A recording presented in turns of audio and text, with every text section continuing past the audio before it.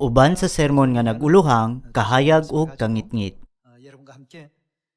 Karong adlaw atong tun-an ang pulong sa Dios bahin ni ining mga butanga. Kinsa ang tinuod nga katawhan sa Dios? Og unsa ang gipasabot sa kahayag sa Biblia? Adunay mga butang nga gihimo aron makita ang dili makita.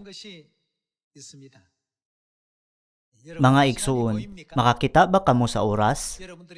Dili ba ang oras mulabay samtang ikaw natulog, nagtrabaho, nagsangyaw, nagpahulay, nagkaon, o bisan samtang ikaw nagtuon? Makita ba nimo ang paglabay sa oras? Kini dili makita. Unsa nga aparato ang nagtugot kanato nga makita ang dili makita nga dagan sa oras? Kini mao ang orasan. Pinaagi sa orasan atong maamguhan, ang oras milabay sama niini. Sa samang paagi, gipakita sa Dios kanato ang espirituanong kalibutan pinaagi sa Biblia. Ang mga butang sa espiritual nga kalibutan sama sa mga matarong ug mga dautan, kadtong makaadto sa langit ug kadtong dili makaadto, ug ang mga buhat sa Dios ug ni Satanas. Dili makita nining tulo ka dimensyon nga kalibutan.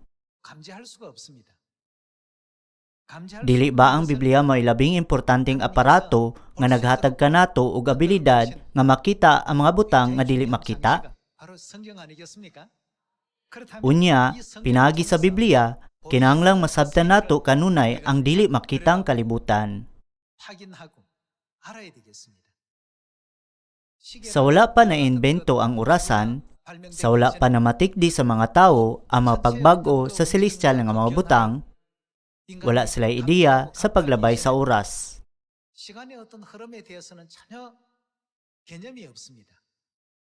Sa susamang paagi, kung walay pagtuo sa Dios ug walay kahibalo sa Biblia, imposible nga masabtan ang dili makita nga mga butang sa espirituanong kalibutan.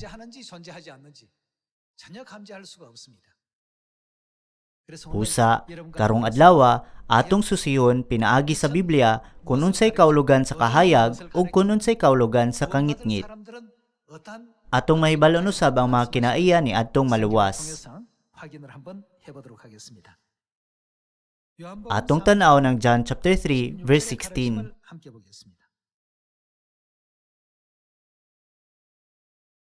Chapter 3 verse 16. Kay gihigugma pag-ayo sa Dios ang kalibutan ug tungod niini gihatag niya ang iyang bugtong anak aron ang tanan nga motuo kaniya dili malaglag kun dili makabaton hinuon sa kinabuhing dayon. Kay wala ipadala sa Dios ang iyang anak kani sa kalibutan aron pagsilot kundi aron pagluwas niini. Ang tanan nga motuo sa anak dili silutan, apan kadtong dili motuo kaniya, unsay mahitabo niya? Siya gisilutan na kay wala man siya motuo sa bugtong anak sa Dios. Gipatuman na sa Dios ang iyang paghukom. Bisan sa wala pa kita miadto sa langit ug makadungog sa Dios nga nag-ingon, ikaw adto sa impyerno ug ikaw adto sa langit. Sa unsang paagi kita niya hukman sa kalibutan? Siya mohukom kanato pinaagi sa kung kita mituo o wala sa Dios nga miani sa unod. Kadtong wala mituo kang Hesukristo, ang Dios nga miani sa unod 2000 ka tuig na ang milabay, gihukman na dinhi sa kalibutan. Dili na nila kinahanglang mobarog at ubangan sa hukmanan sa langit. Unsang pasabot niini alang ni adtong wala mituo sa Dios nga miani sa unod sa panahon sa Espiritu Santo? Gihukman na sila. Bisan pag sila moatubang sa hukmanan sa Dios, ang hukom dili mausab. Busa, ang pagtuo dinhi sa kalibutan maoy bililhon. Unya, unsang matanga ang Dios nga miani sa unod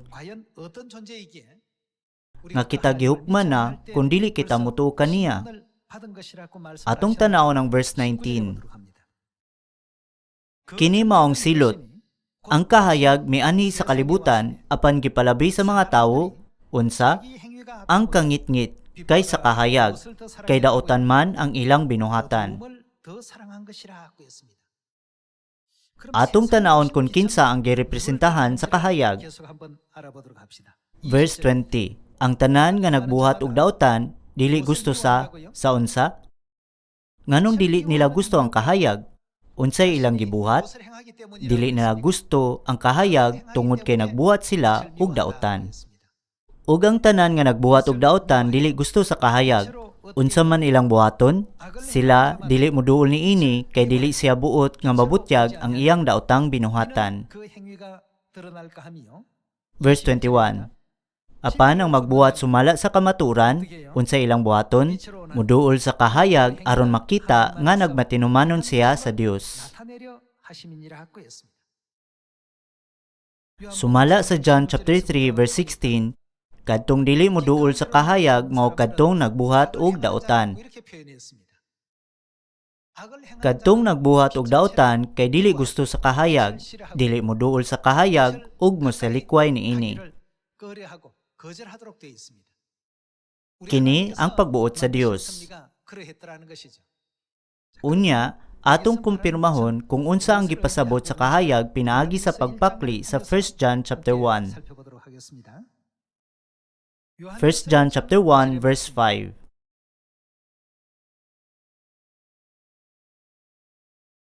Mao kini ang mensahe nga among nadungog gikan sa iyang anak ug gisangyaw namo kaninyo nga ang Dios unsa man siya kahayag ug diha kaniya wala gayoy kangitngit.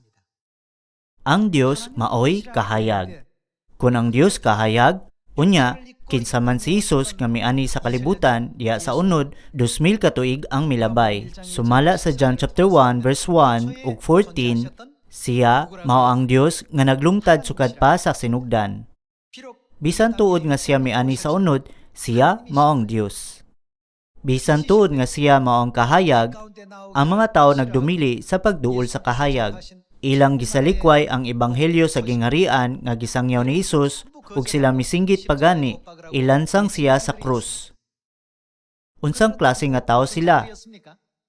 Karon pinaagi sa John chapter 3 atong makita nga sila mga nagbuhat og daotan. Unsa nga mga kinaiya ang nabatunan sa mga nagbuhat og daotan? Dili nila gusto ang kahayag. Busa, unsa ang ilang reaksyon sa kahayag? Dili sila moduol niini. Sumala sa 1 John chapter 1 verse 5, ang kahayag mao ang Dios. Wala sila moduol sa Dios. Nganuman, nahadlok sila nga mabutyag ang ilang daotang binuhatan.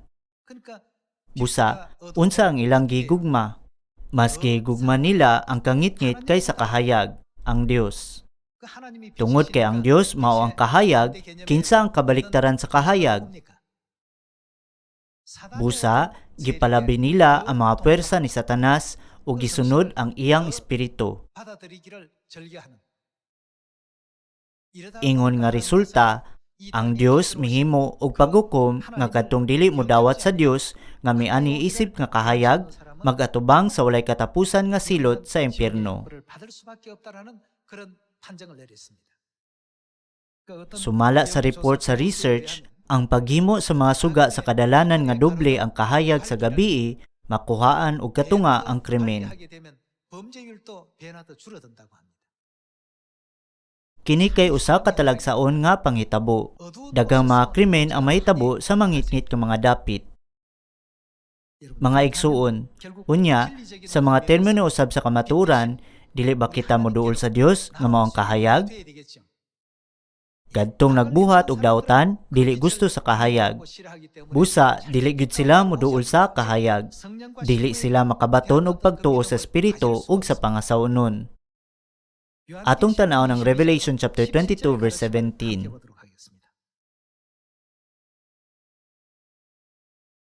Sa chapter 22 verse 17 kini gisulat. Ang espiritu ug ang pangasawnon miingon. Unsay ilang giingon? Dali ngari. Ang mga anak lamang sa kahayag, ang mga anak sa Dios, nagmalipayon ni ini nga balita. Ang Dios nagingon, "Duol kamo kanako, duol sa kahayag." Pinaagi ni ini, ang paghukom taliwala sa langit ug impyerno nahukman na. Kadtong nagbuhat og daotan, dili gayud moduol sa kahayag. Kinsa kadtong moduol sa Dios Amahan ug Dios Inahan nga mao ang mga kahayag. Sila mao ang mga anak sa kahayag. Ang Biblia nagpaklaro nga sila malipay sa pag-ani sa kahayag ug magpabilin didto. Niining panahon na, adunay duha ka grupo, kadtong midawat sa Dios Amahan ug Dios Inahan nga mao ang espiritu ug ang pangasaunon, ug kadtong misupak kanila. Adunay espiritual nga gubat sa dili makita nga kalibutan. Sa mga dili nato makita ang dagan sa panahon pinaagi sa atong mga mata, apan masukod kini sa orasan, gipakita sa Dios kanato ang dili makita nga espiritual nga kalibutan pinaagi sa Biblia. Iyang giklaro kung kinsa ang pagahukman ug kinsa ang maluwas. Ang Dios nga mao ang kahayag nag-abli sa daghang mga dalan aron kita maghinulsol ug makabalik sa langit. Bisag giablihan sa Dios ang dalan, unsa ang reaksyon sa mga anak sa kangitngit? Dili sila moduol sa kahayag. Dili nila gusto ang kahayag. Tungod kay dili nila gusto ang kahayag, dili usab nila gusto ang kamaturan bahin sa Dios Amahan ug Dios Inahan. Busa sila gihukman na dinhi sa kalibutan. Sa pikas bahin, alang kanato nga nagpuyo sa kahayag, naghatag ang Dios og kasiguruhan karon ug ugma nga kita makasulod sa walay katapusang gingarian sa langit ug nagingon paglipay sa paglakaw diha sa kahayag.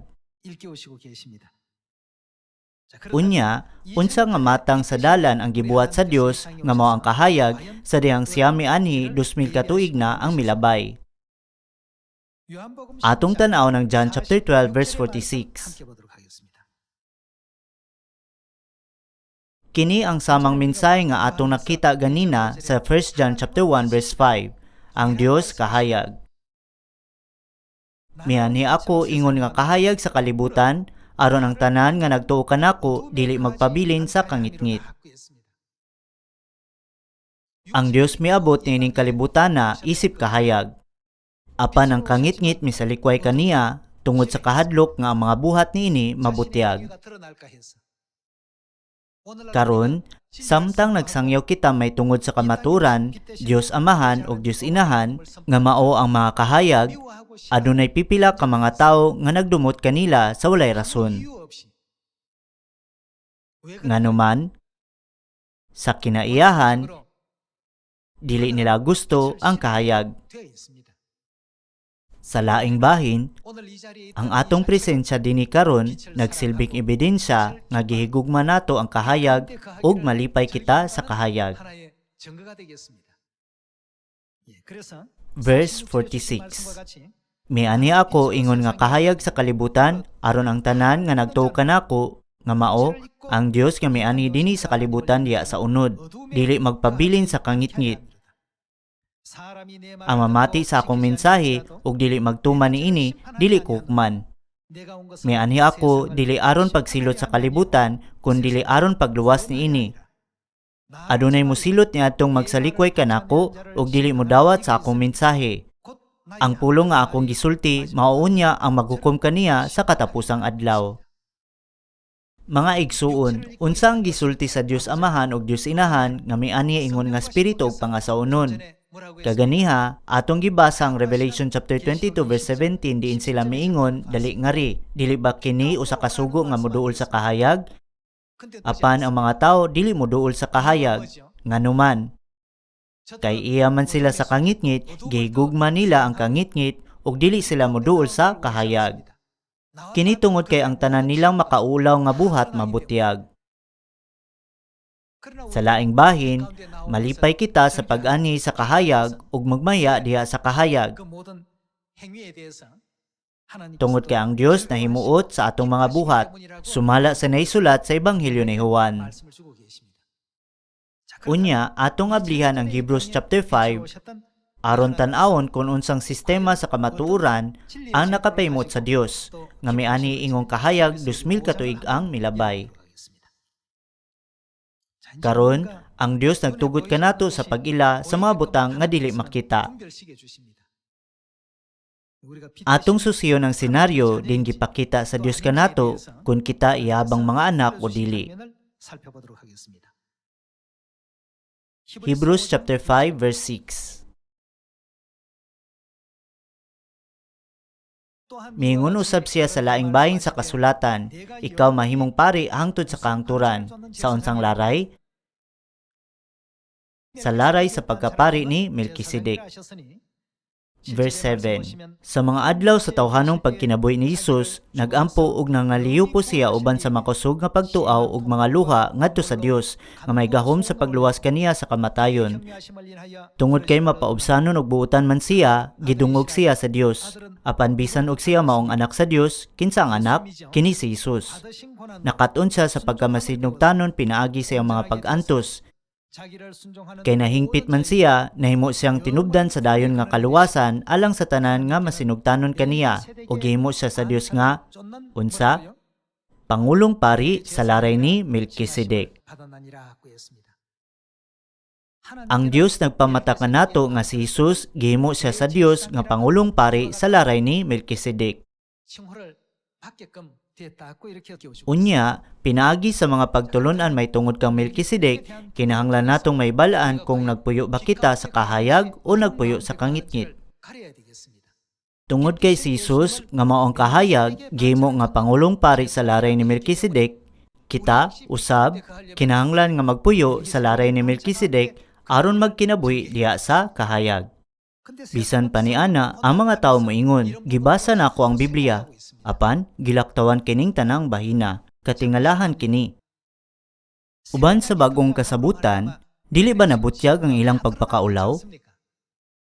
Kini gipadayag nga ang Domingo nga pagsimba kay dili pagtulunan sa Dios. Gipadayag usab nga ang Pasko dili pagtulunan sa Dios. Gipadayag usab nga ang krus dili pagtulunan sa Dios. Sanglit ang Biblia nagpadayag nga ang tanan nilang mga seremonyas sa pagsimba may mga ritual sa paganong Dios ug walay kalabutan sa Dios, dili sila gustong makadungog sa pulong sa Dios. Mao nga ilang gibabagan ang kamatuoran.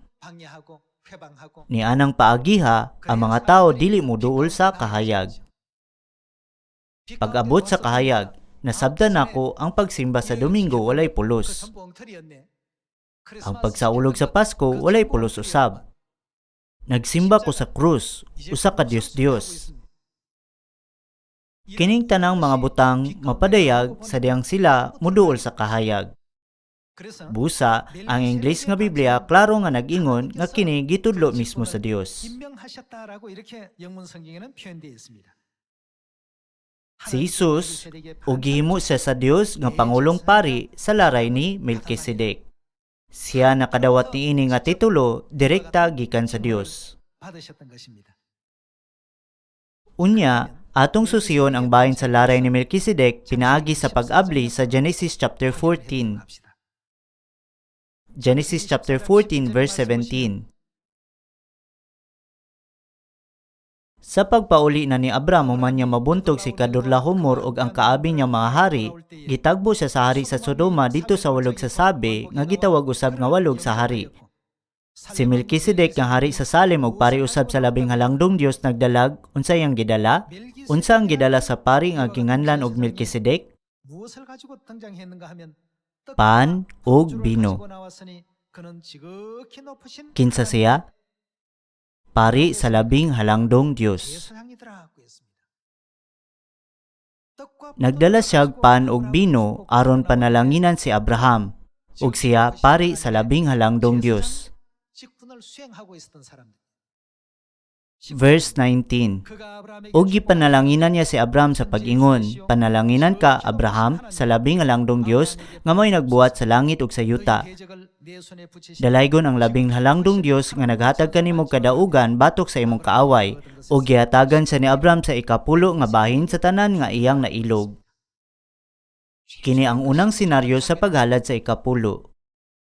Natural lang, kang kinsa angay ihatag ang mga ikapulo. Ang mga ikapulo ihalad ngadto sa Dios. Apan sa Genesis chapter 14, si Abraham ihalad kang Melkisedek sa ikapulo sa tanang butang. Kinsa ang pangulong pari sa laray ni Melkisedek? Kini mao si Jesus, nga mao ang Dios Anak sumala sa Trinity. Ang Dios nga mianhi ingon nga kahayag mao ang pangulong pari sa laray ni Melkisedek. Ang pagsimba sa Domingo ug Pasko gitukod sa pangulong pari sa Dios adlaw, ang emperador sa Roma uban sa Katolikong simbahan. Bisan pa ni ana, si Jesus wala gayud nagsaulog kanila. Apan siya maong pangulong pari sa laray ni Melkisedek. Unsang klase sa mga sakripisyo ang makapaymot sa Dios? Ang sakripisyo ba ni Abel o ni Cain? Ang sakripisyo ba ni Melkisedek o sa Dios adlaw? Siyempre, siya nahimuot sa sakripisyo ni Melkisedek. Tungod niini, dili ba miani ang Dios dinhi sa kalibutan aron itudlo kana? Si Melkisedek midala og pan og bino ug gipanalanginan si Abraham. Panahon kadto nga ang ubang mga pari nag-ula og dugo sa mga mananap aron sa pagsimba sa Dios.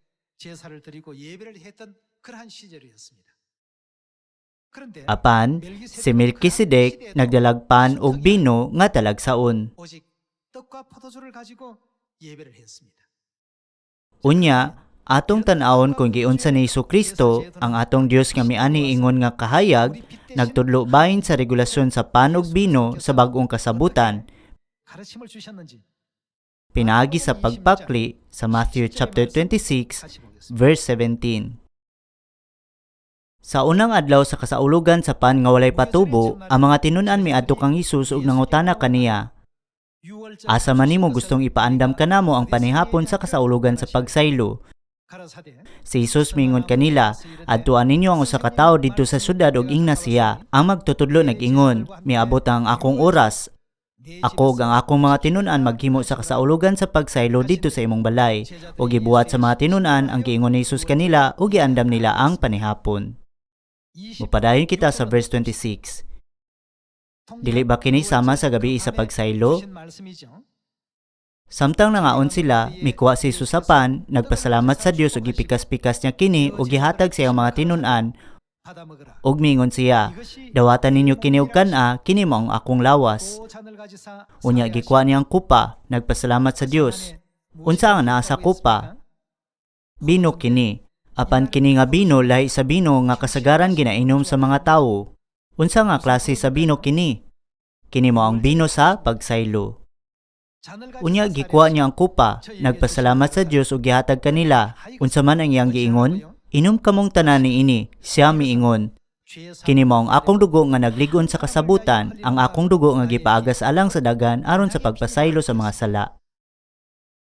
Sama nga gipanalanginan ni Melkisedek si Abraham pinaagi sa pan ug bino, unsa nga kasabutan ang gitukod ni Jesu-Kristo nga miabot sa laray ni Melkisedek pinaagi sa pan ug bino. Gitawag kini nga Nuevo Pacto sa kinatsila nga Biblia nga nagpasabot ang bag-ong kasabutan. Ang Korean nga Biblia usab nagisgot sa bag-ong kasabutan sa Luke chapter 22. Sa katapusan, ang bagong kasabutan mahimong makita diha sa laray ni Melkisedek. Sama nga si Melkisedek may panalangin kang Abraham pinaagi sa pan ug bino, Unsa ang gipanalangin kanato ni Jesucristo, ang espirituanong Melkisedek pinaagi sa pan ug bino. Sumala sa John chapter 6, unsay atong maangkon kung kita mokaon sa unod sa anak sa tawo ug mainom sa iyang dugo. Si Jesus mingon nga kita makabaton og kinabuhing walay katapusan, ang labing importanteng panalangin. Alang ni ini nga katuyuan, ang Dios miani sa kalibutan isip kahayag ug nagtukod sa kamaturan sa kahayag. Mao nga atong gihulagway ang kamaturan ug ang Dios ingong kahayag. Kinitungod kay ang kamaturan gitukod sa Dios. Unya, kinsa ang mga tawo nga nagpuyo sa bag-ong kasabutan nga mao ang kahayag.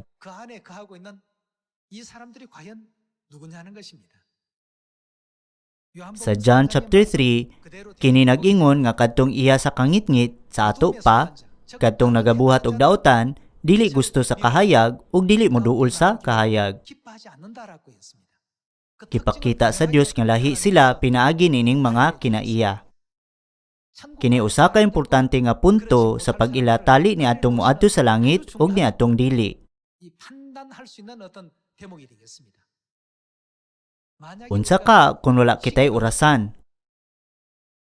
Unsa ka kung walay paglihok ang adlaw ug ang bulan? Unya, dili nato mabati ang paglabay sa panahon.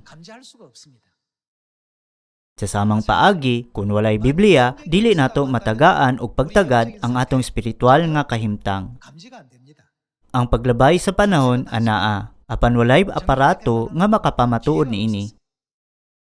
Sa dihang naimbento na ang orasan, ang mga tawo miingon, ay usa na day ka bulan, milabay na day ang Agosto. Kung wala pa ang ingon ni ana nga sistema, dili usab nato mahibal-an ang atong edad. Si Kristo, ang kahayag, miani sa kalibutan ug gitukod ang bagong kasabutan sa pagsaylo isip pangulong pari sa laray ni Melkisedek. Pinaagi sa pagbuhat niini, unsa ang iyang gibuhat sa mga nagpuyo sa kahayag ug ang mga nag-uban sa kangitngit. Ang Dios nagpalahi kanila.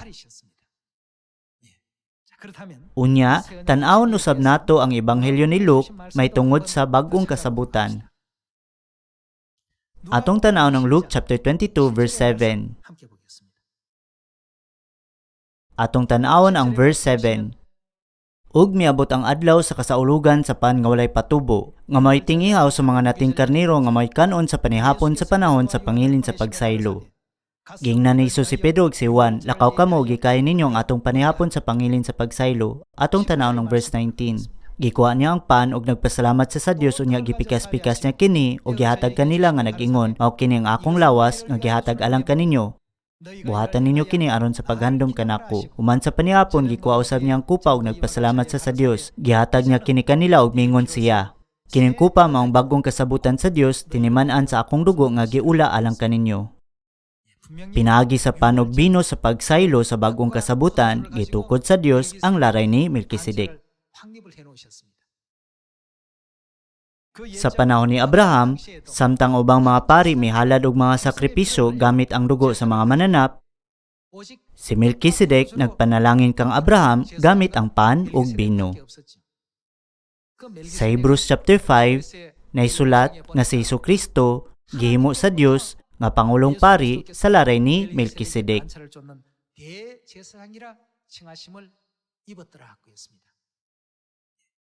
Kung si Jesucristo mao ang kahayag nagsunod sa laray ni Melkisedek, unya kita usab kinahanglang mosunod niini.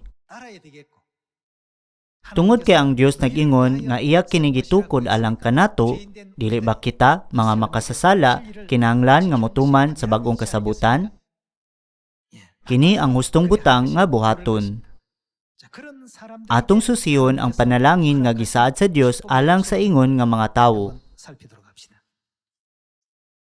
Atong tan-aw ng Jeremiah chapter 31 verse 31.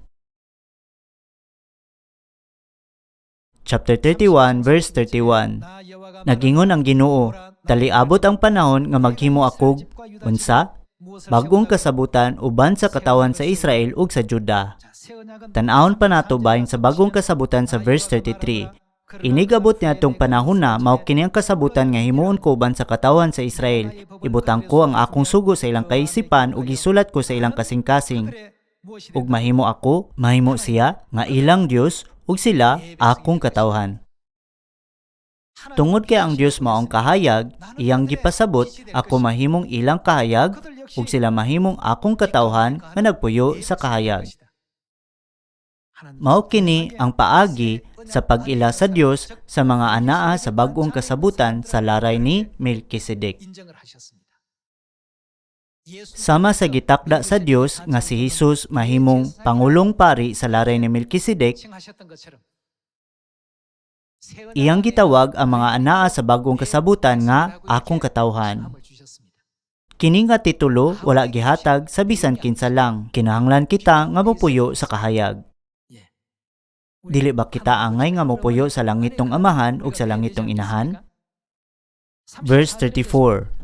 Dili na kinahanglan tudluan ang usa ka tawo sa iyang katagilungsod bahin sa pag-ila sa Ginoo, kay silang tanan gikan sa labing timawa ngadto sa labing inila makaila naman kanako. Unsa ang iyang buhaton? Pasayloon ko ang ilang mga sala.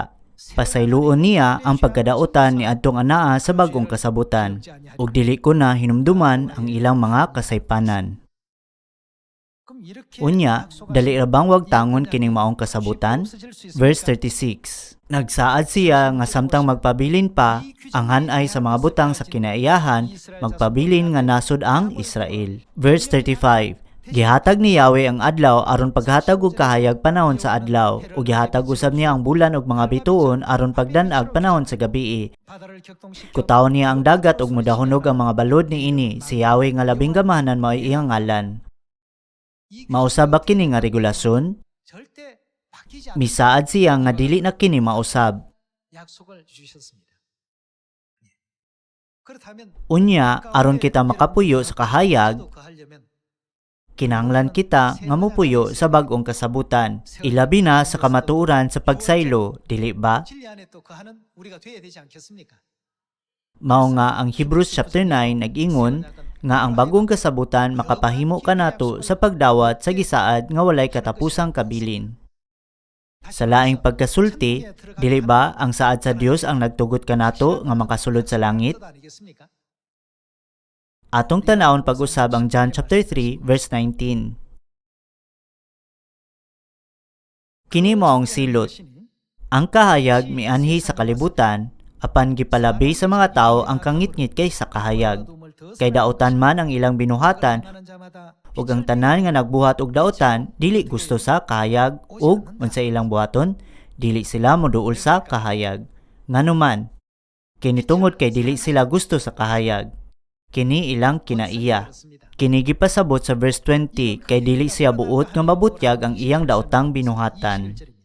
Verse 21, apan ang magbuhat sumala sa kamaturan, unsa iyang gibuhat, moduol sa kahayag. Sa dihang ang espiritu ug ang pangasawnon moingon, dali ngari, moadto ba sila sa Dios nga mao ang kahayag?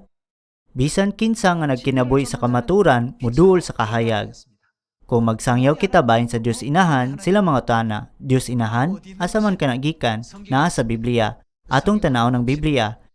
Sa dihang ilang basaw ng Galatians chapter 4 ug Genesis, dili ba kini klaro giingon?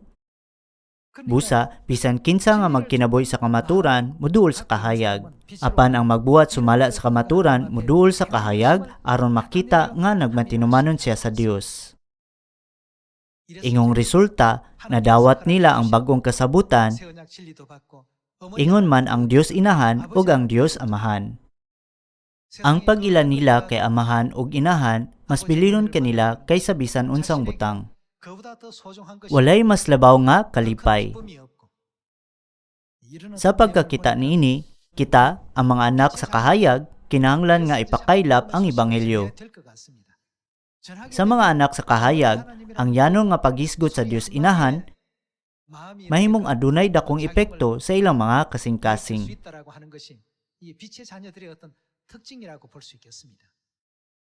Gitugutan kita sa Dios sa pagpuyo sa kahayag, ug aron makita kini sa atong mga mata, iyang gitukod ang bagong kasabutan, ang laray ni Melkisedek. Dugang pa, iyang gipadayag kung kita, mga anak sa kahayag o iya kita sa kangitngit, pinaagi sa bagong kasabutan. Mga igsuon, manghinaot ako nga kita magpuyo sa kahayag sa kahangturan, makadawat og mas dakong gugma og mga panalangin gikan kay amahan ug inahan.